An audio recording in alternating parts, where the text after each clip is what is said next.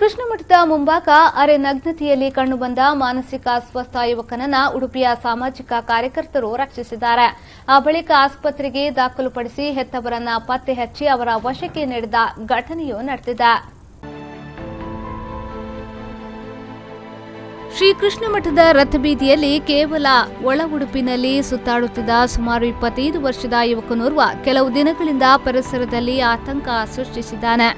ಅನಂತೇಶ್ವರ ದೇವಸ್ಥಾನದ ಒಳಗಿನ ಜಗುಲಿಯಲ್ಲಿ ಮುಂಜಾನೆಯಿಂದ ಸಂಜೆಯವರೆಗೂ ರಂಪಾಟ ಮಾಡಿದ್ದಾನೆ.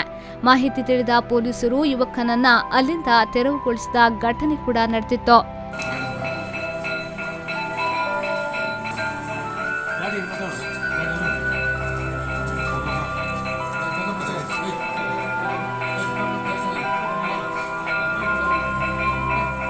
ಮರುದಿನವೂ ಯುವಕನ ರಂಪಾಟ ಮುಂದುವರೆದಿದೆ.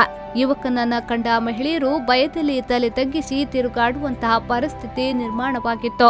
ಯುವಕನ ಅಸಹಾಯಕತೆ ಕಂಡ ರಥಬೀದಿಯ ಐಸಿರಿ ಸೂರಿ ಕುಕ್ಯಾನ್ ಅವರು ಮಾಹಿತಿಯನ್ನ ಸಾಮಾಜಿಕ ಕಾರ್ಯಕರ್ತರಿಗೆ ತಿಳಿಸಿದ್ದಾರೆ. ಇದಕ್ಕೆ ಸ್ಪಂದಿಸಿದ ಸಾಮಾಜಿಕ ಕಾರ್ಯಕರ್ತರಾದ ನಿತ್ಯಾನಂದ ಒಳಕಾಡು, ತಾರನಾಥ್ ಮೇಸ್ತಾ ಶಿರೂರು ಸ್ಥಳಕ್ಕೆ ಧಾವಿಸಿ ಬಂದಿದ್ದಾರೆ. ಮನವೊಲಿಸಿ ಕೆಸರಿನಿಂದ ಮುಳುಗಿದ ಆತನನ್ನ ಸ್ನಾನ ಮಾಡಿಸಿದ್ದಾರೆ, ಬಟ್ಟೆ ತೊಡಿಸಿದ್ದಾರೆ. ಹಸಿದ ಯುವಕನಿಗೆ ಅನ್ನ ಆಹಾರವನ್ನ ನೀಡಿ ಉದರ ಹಸಿವನ್ನ ತಣಿಸಿದ್ದಾರೆ. ಸಾಂತ್ವನ ಹೇಳಿ ಪ್ರೀತಿ ತೋರಿದ್ದಾರೆ. ಆ ಬಳಿಕ ನಿಧಾನಗತಿಯಲ್ಲಿ ಆತನ ವಿಳಾಸ, ತಂದೆಯ ದೂರವಾಣಿ ಸಂಖ್ಯೆ ಪತ್ತೆ ಹಚ್ಚುವಲ್ಲಿ ಯಶಸ್ವಿಯಾಗಿದ್ದಾರೆ. ಆ ಬಳಿಕ ಮಂಡ್ಯದಲ್ಲಿರುವ ಹೆತ್ತವರಿಗೆ ವಿಷಯವನ್ನ ಮುಟ್ಟಿಸಿದ್ದಾರೆ.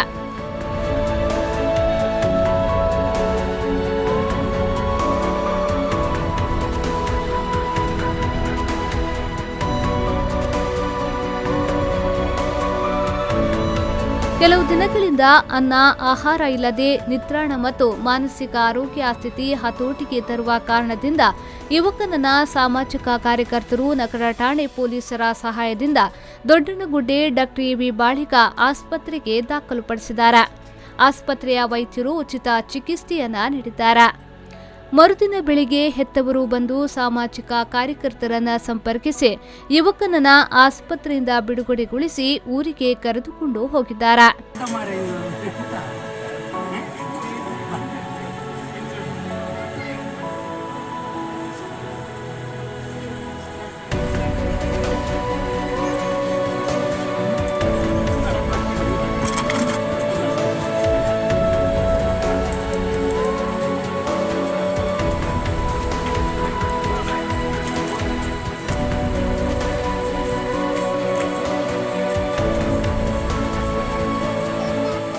ಪಲ್ಲವಿ ಸಂತೋಷ್, ವಿ4 ನ್ಯೂಸ್ 24/7 ಉಡುಪಿ.